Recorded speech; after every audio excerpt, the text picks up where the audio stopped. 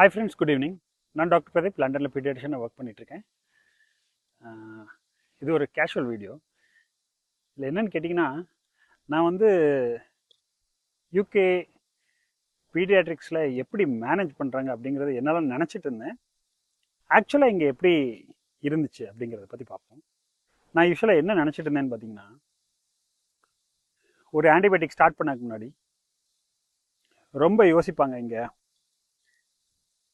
நிறைய விஷயங்களை யோசித்து எவிடன்ஸ் பேஸ்டாக இதுதான் ஆர்கானிசம், இல்லைனா இவ்வளோ உங்களுக்கு சிஆர்பிலாம் இவ்வளோ ஹையாக இருக்குது, கவுன்ஸ்லாம் இவ்வளோ ஹையாக இருக்குது, இப்படிங்கிற எவிடன்ஸ் பேஸ் பண்ணி தான் ஆன்டிபயோட்டிக்லாம் ஸ்டார்ட் பண்ணுவாங்க. அதாவது ரொம்ப கிளியர் கட்டாக அந்த மாதிரி டெஸ்ட்லாம் அனுப்பி அதுக்கு ரிசல்ட் வந்த உடனே தான் வந்து தே வில் ஸ்டார்ட் அப்படிங்கிறதெல்லாம் நினச்சிட்டு இருந்தேன். அப்படி கிடையாது. இந்தியா மாதிரி தான். சைல்டு கொஞ்சம் சிக்குன்னா ஸ்ட்ரெயிட்டாகவே இங்கேயே ஆன்டிபயோட்டிக் வந்து ஸ்டார்ட் பண்ணிவிடுவாங்க. அதுக்கான ரெலவெண்ட் டெஸ்ட் நிறைய அனுப்புவாங்க. Like bacterial panel, viral panel, கொஞ்சம் ஸ்பெஷல் இன்வெஸ்டிகேஷன்ஸ் இங்கே உண்டு, கொஞ்சம் நிறையவே உண்டுன்னு வச்சுக்கோங்க. அதெல்லாம் அனுப்பிடுவாங்க. பட் அதுக்குன்னு அது வெயிட் பண்ணிட்டு இருக்க மாட்டாங்க. ஸ்ட்ரெயிட்டாகவே ஆன்டிபயோட்டிக்கை ஸ்டார்ட் பண்ணிடுவாங்க. ஃபார் எக்ஸாம்பிள், நிமோனியான்னு அட்மிட் ஆகக்கூடிய சில்ட்ரனுக்கு அமாக்சிக்ளாவ், செகண்ட் ட்ரக் வந்து அசித்ரோ, இது ரெண்டையும் சேர்த்தே நீங்கள் ப்ரிஸ்கிரிப்ஷன்ஸில் நிறைய பார்க்க முடியும்.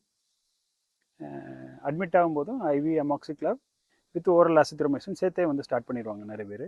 அதெல்லாம் எந்த சேஞ்சஸும் கிடையாது. இந்தியா மாதிரி தான் இருக்கும்.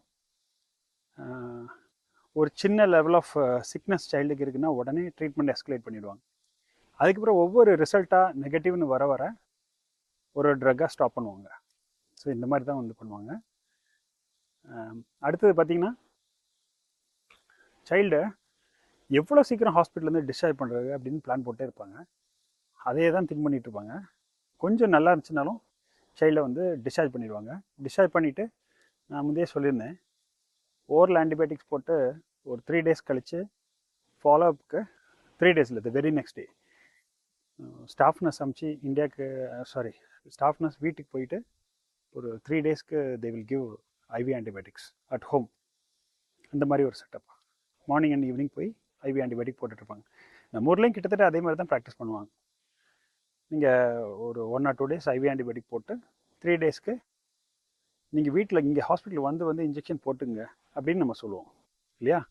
அதே மாதிரி தான் இங்கேயும் ப்ராக்டிஸ் பண்ணுறாங்க. இங்கே ஸ்டாஃப் நர்ஸ் வீட்டுக்கு போய் போடுவாங்க. அவ்வளோதான் டிஃப்ரென்ஸ். மற்றதெல்லாம் சேம் தான். பெரிய சேஞ்ச் இருக்குன்னு நினச்சேன்.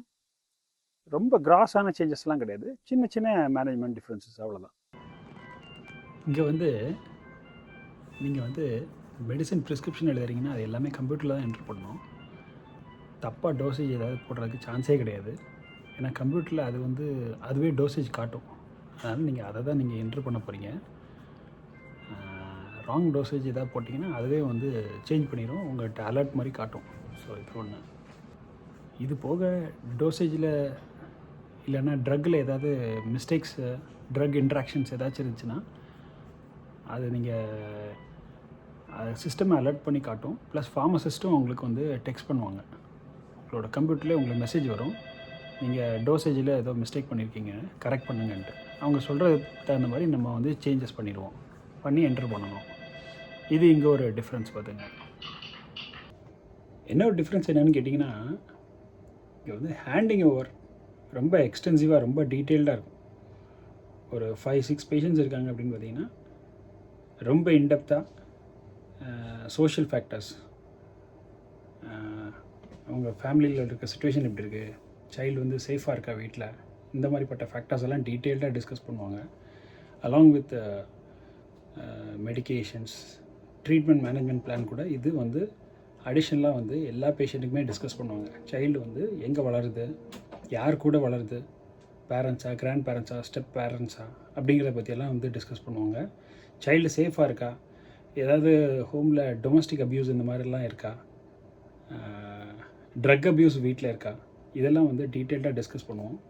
Plus in general handing over வந்து டீட்டெயில்டாக இருக்கும், கொஞ்சம் சூப்பர்ஃபிஷியலாக இருக்காது. ஒவ்வொரு சைல்டுக்கும் ரொம்ப டைம் எடுத்துப்பாங்க ஹேண்டிங் ஓவர் டைமில். இது ஒரு சேஞ்ச் பார்த்துங்க.